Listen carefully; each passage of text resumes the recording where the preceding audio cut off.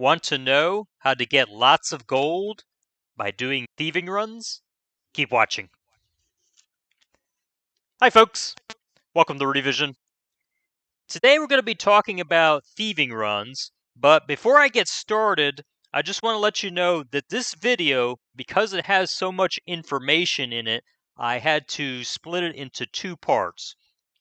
The first part is basically going to go over all the prerequisites or the must-haves that you need in order to be successful in your thieving runs. And it's also going to say some additional stuff that you want to have on your character in order to be successful in doing this. Now, let's get started. The first prerequisite that you're going to need is going to be you have to have a night blade. If you don't have a night blade, then you are going to be struggling big time to try to do everything I show you in these videos. Second thing, you are going to want to have 5 pieces of medium armor on, and I'll just show you why on that. Let's see. Take you to. Basically, there's a passive that gives you extra sneaking ability. In other words, your range of being detected increases.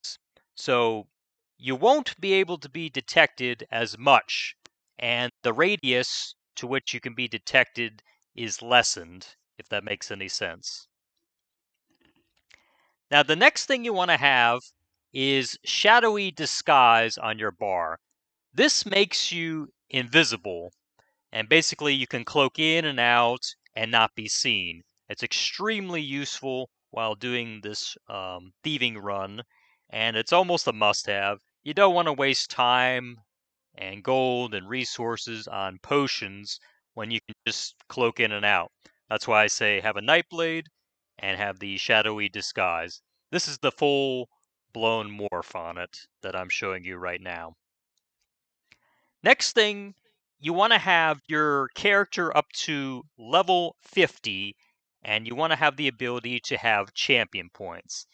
If your character is not level 50, or it doesn't have champion points yet, then you're going to be in trouble because when you loot the safe boxes, you are not going to get the full amount of gold that you would normally get. You're getting only a partial amount or maybe 75% of that. So it's very important that you have a level 50 character and champion points to put in your respective champion point tree. Next thing you want is you want your Leisureman maxed. And I'll just show you what I'm talking about here. You're going to want the forced lockpicking ability maxed out.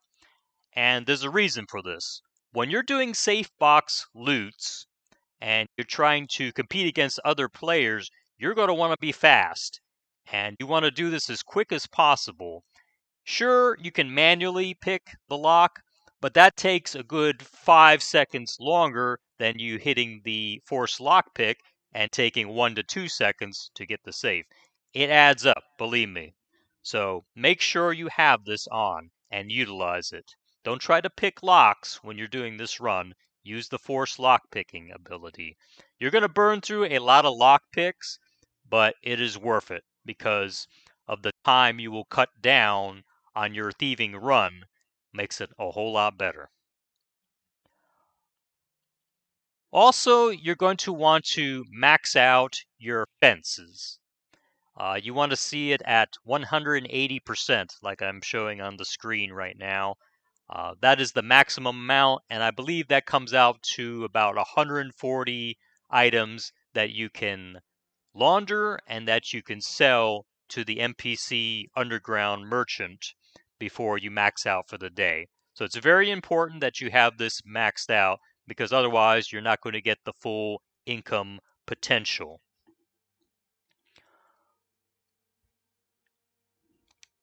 Okay, also on the let's talk about the Dark Brotherhood.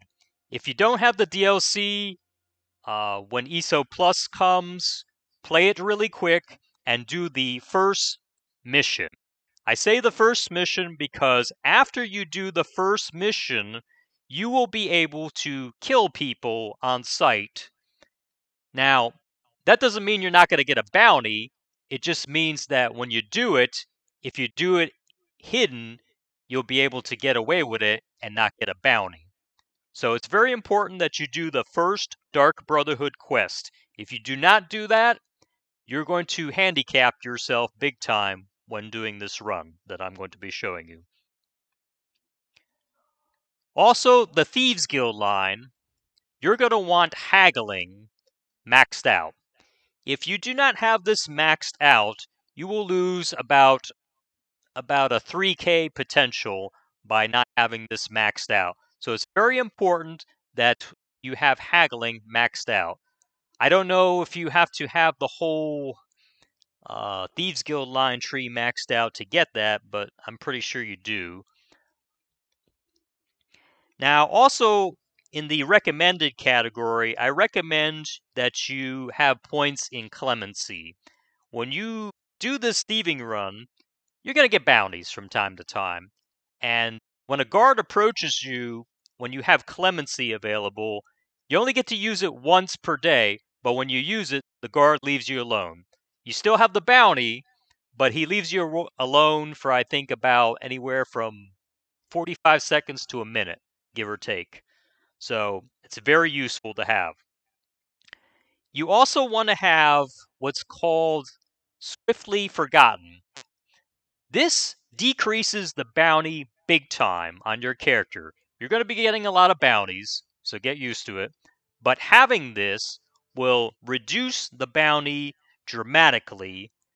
So instead of let's say you have a 500 gold bounty, this will take off, if maxed out, 115 gold off that bounty every 3 minutes. Makes a big difference when you're doing thieving runs, and it makes you more effective.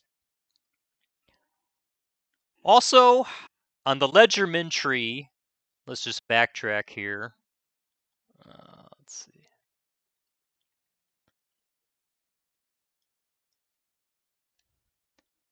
You're going to want to have your pickpocketing maxed if you can. It's not necessary, but what I show you in the next video, you're going to want this maxed out because there are nobles within Stormhaven that you can pickpocket, and if you are successful, you can get a very valuable blueprint off of them. So keep that in the back of your mind when watching the next video. And also on your bar, you're going to want to have rapid maneuver.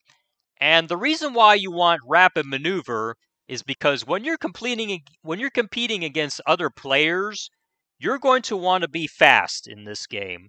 And rapid maneuver gives you the leg up.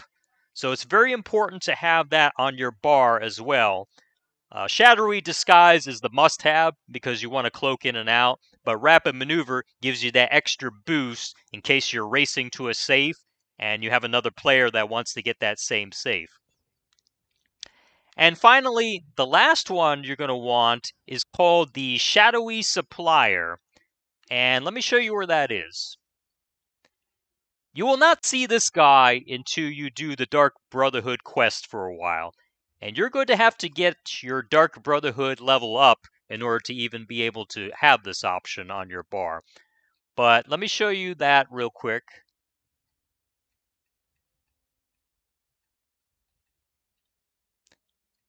It's under the Dark Brotherhood line. Let's see here. There it is. See where it says Shadowy Supplier? You put a point in that, and that gives you this guy right here that will pop up every time you cash out on your thieving runs. He's in every underground, but he's in a different spot in every underground. But basically what you do is you go up to him, and you have 3 options each day. You want to pick the middle one, because the middle one will get you what's called counterfeit pardons. And when you have a counterfeit pardon, makes a big difference. Let's say you have a 1,000 gold bounty and you want to get rid of it really quick. You look for your counterfeit pardons, and I got a purple run right here. If I had a 2,000 gold bounty, it would be gone just by hitting a button, by having these counterfeit pardons. And you get these counterfeit pardons off of this NPC by choosing the middle option. Also, when you're choosing that middle option, occasionally you will get some rare Dark Brotherhood furnishing items that you won't see too often in the game, and you could sell that for a lot of gold. So keep that in the back of your mind as well. Alright folks, that concludes this video, and these are all the prerequisites or the must-haves when you're doing thieving runs in the game. My next video is going to have the actual route, so keep an eye out for it on my channel. If you're watching this a few months from now, it's already up, but if you're watching this today, I should have it up by tomorrow, give or take. And when I put that video out, I'm going to go right into the thieving run, and I'm going to show you the actual route. Alright, that concludes this video. If you like this video, please hit the like button and consider becoming a subscriber. I put out videos on Elder Scrolls Online each and every week, and I'll see you next time.